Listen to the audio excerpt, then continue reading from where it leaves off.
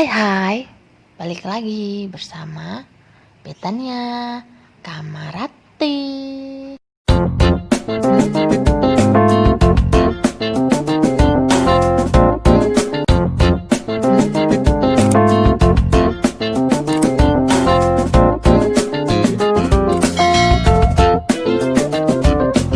Di video kali ini saya akan membahas mengenai masih seputar per MP ASEAN. Kali ini saya akan membahas perbandingan antara MPASI homemade rumahan atau bikin sendiri versus MPASI instan atau pabrikan atau yang biasa disebut dengan MPASI terfortifikasi. Ternyata masih banyak aja ibu-ibu yang masih memberikan anaknya MPASI instan. Memang sih nggak ada larangan dan nggak ada salahnya juga mau kasih MPASI homemade atau yang instan, karena setiap ibu pasti beda persepsi mengenai MPASI.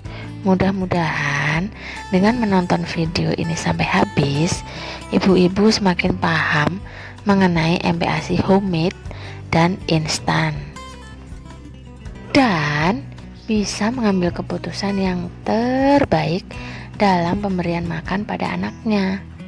Selamat menyaksikan. Kita bahas satu-satu ya. Mulai dari MPASI homemade dulu aja ya. Berdasarkan penelitian, ibu-ibu Indonesia paling sering memberikan pure buah sebagai MPASI pertamanya. Ada yang gitu juga enggak? Ayo ngacung. Coba yuk sekarang dihitung dulu. Contoh yang saya bahas yaitu pisang. Kenapa pisang? Karena emang hasil survei ibu-ibu Indonesia mostly memilih pisang sebagai MPASI perdana dan juga tepung beras. Di atas 6 bulan perlu 11 mg per hari. ASI mencukupi 0,2 mg per hari, berarti MPASI harus cukup 0,8 mg per hari.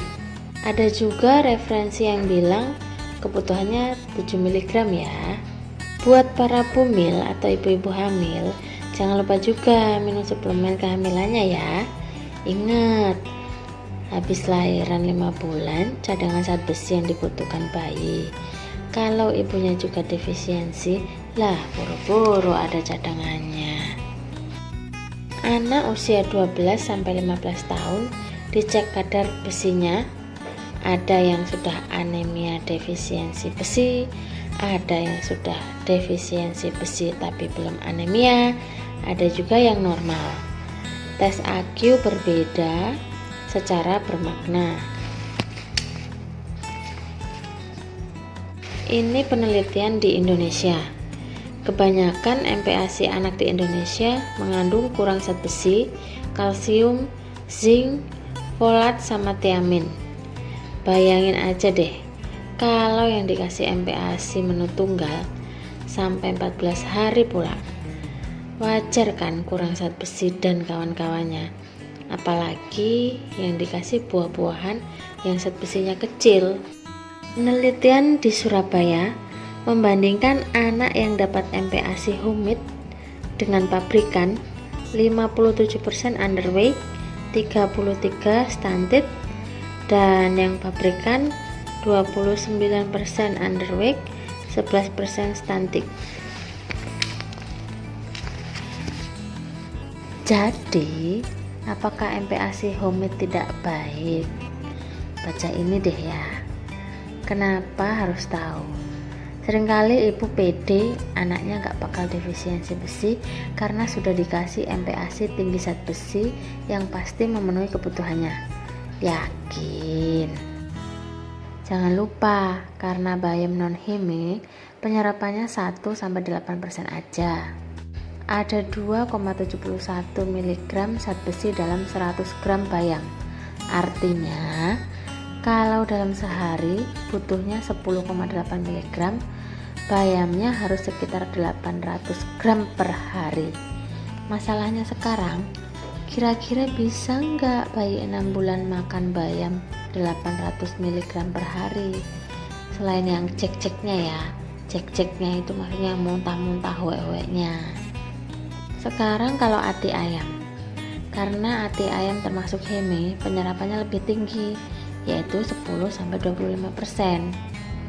100 gram ati ayam mengandung 18 mg zat besi. Kalau yang dibutuhkan 10,8 mg, berarti sehari sekitar 60 mg ati ayam per hari. Kira-kira bisa nggak bayi 6 bulan makan 60 gram ati ayam di luar kebutuhan karbohidrat, protein, dan lemak ya? Ini alasan mengapa dibuatnya MPASI instan. Dibaca lo ya.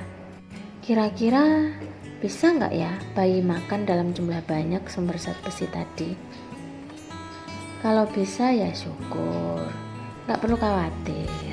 Penelitian menunjukkan bahwa MPASI homemade kaya zat besi seringkali sulit diterima bayi, karena ini rekomendasi dari IDAI loh.